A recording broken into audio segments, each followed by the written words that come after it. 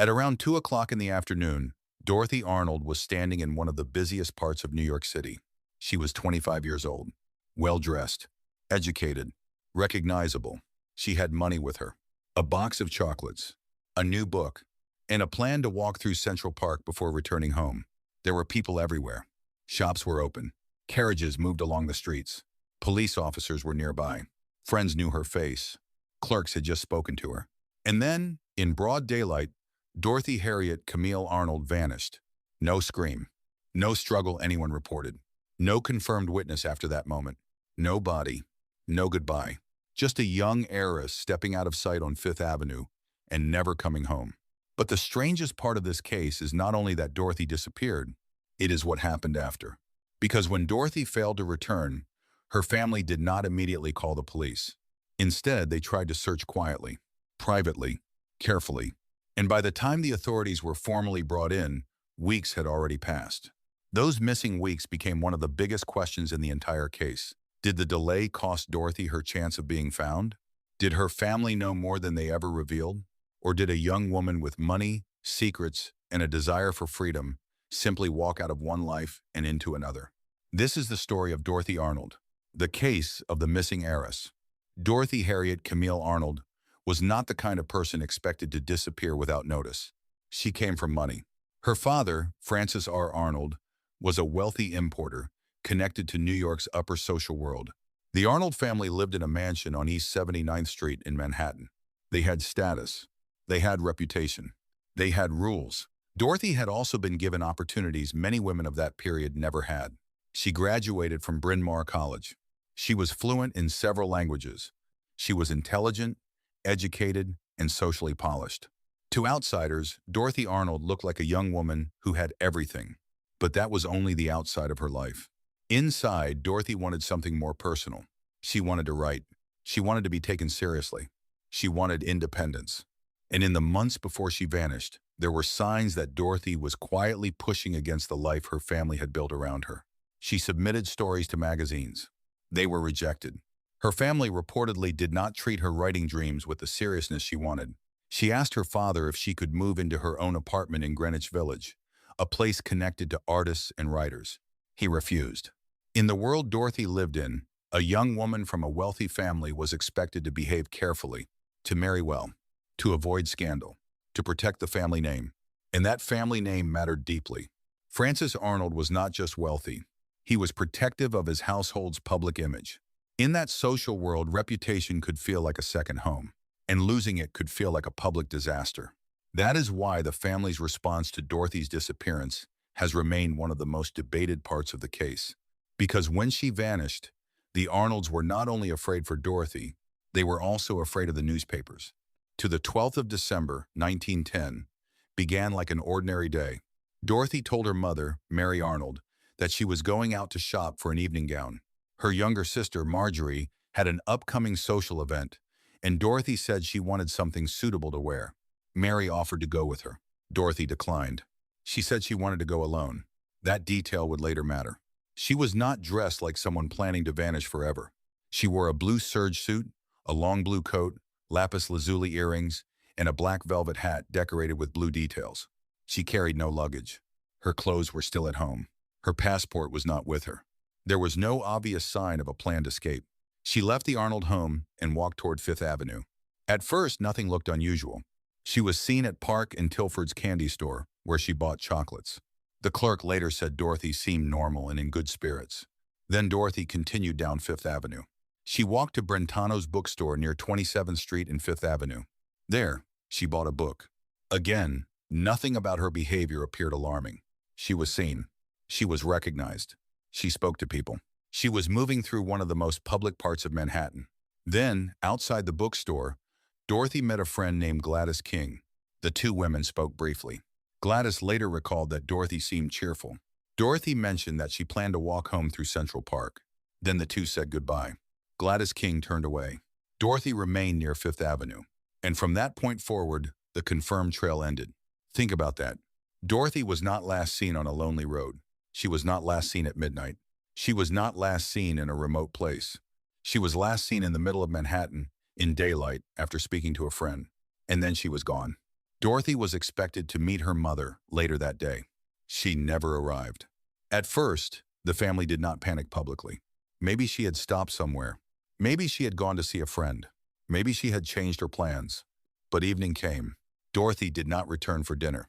That was unusual. According to accounts of the case, Dorothy did not simply miss meals without telling her family. So the Arnolds began making calls. They contacted friends. They asked if Dorothy had visited. No one had seen her. No one knew where she was.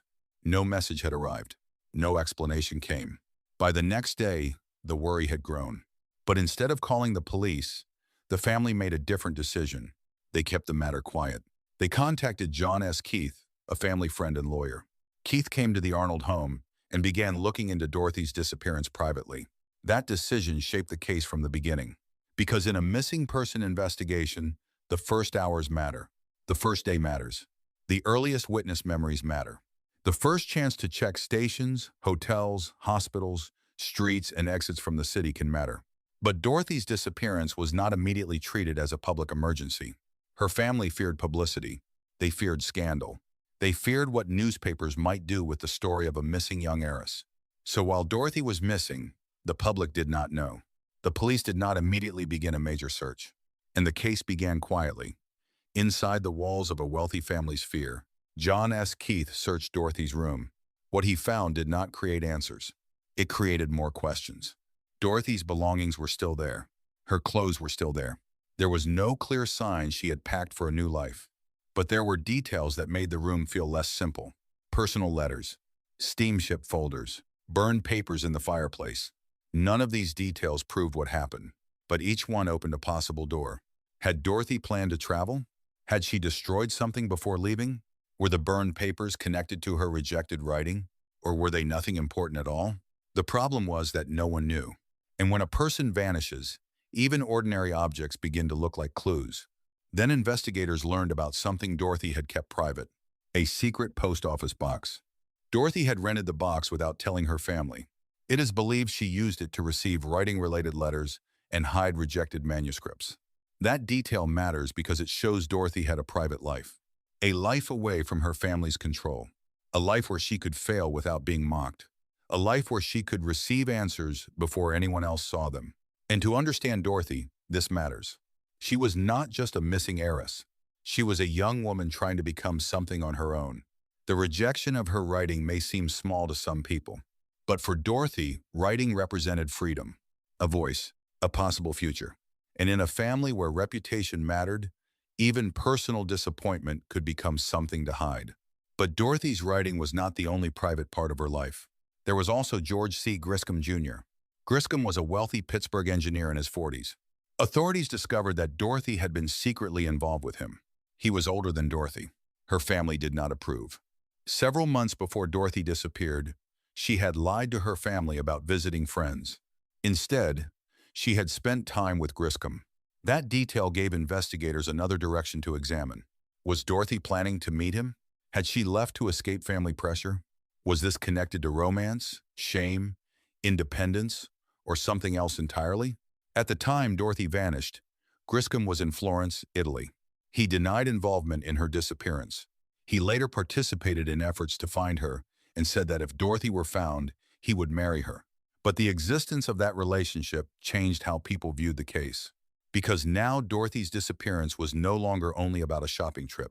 It was about a young woman with hidden letters, rejected stories, a secret post office box, and a relationship her family did not support.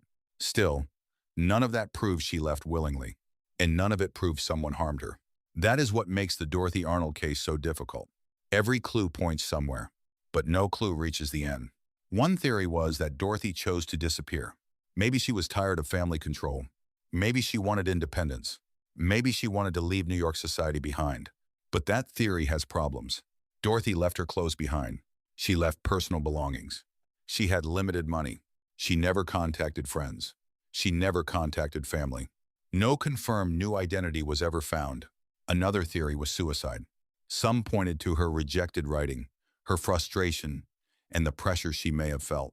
But there was no body, no farewell note, no confirmed location, no evidence that proved she took her own life.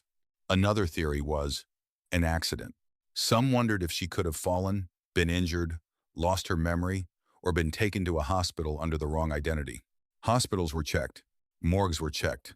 Jails were checked. No confirmed trace was found. Then there were theories involving pregnancy and a possible medical procedure.